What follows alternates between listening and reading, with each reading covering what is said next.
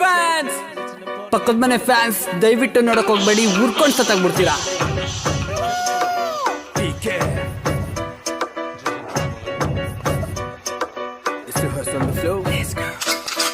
RCB ಇರೋದ್ ಒಂದೇ ಟೀಮಲ್ಲೇ, RCB ನಮ್ದು ಒಂದೇ ಡ್ರೀಮಲ್ಲೇ, RCB ಕೇಳೋದ್ ಒಂದೇ ಕೂಗಲೇ.